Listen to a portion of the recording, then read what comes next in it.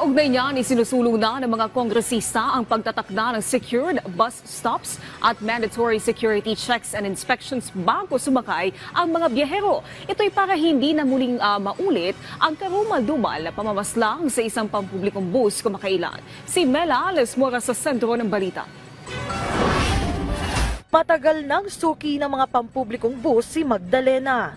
Bilang taga Nueva Ecija, ito raw kasi ang palagi niyang sinasakyan tuwing lumuluwas ng Maynila. Kamakailan lang, batid niyang may nangyaring insidente ng pamamaslang sa isang bus. Bagamat nagdulot ito ng takot, doble ingat na lang daw siya palagi. Hindi ko pa naranasan yun, ma'am, kasi nga yung pag terminal, sa terminal lang po ako.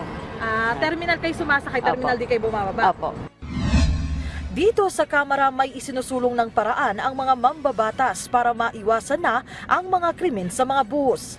Ayon kay House Committee on Public Order and Safety Vice Chair Reynan Arguancia, napapanahon na para magtakda ng mga bus stop sa bansa kung saan dapat ay may inspeksyon at security check din muna sa mga commuter at sa kanilang bagahe bago makasakay.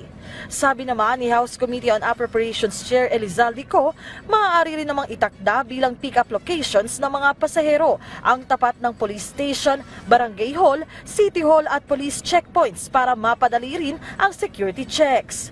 Ang ating mga kababayan, pabor kaya rito? Pabor ako dun ma'am para for safety.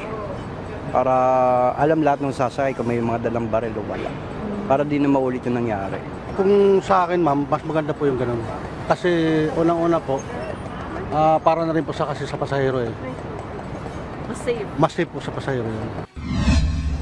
Bahagi na ng buhay ng mga Pilipino ang pampublikong transportasyon.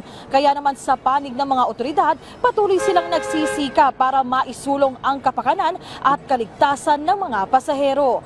Mela Lesmora para sa Bayan.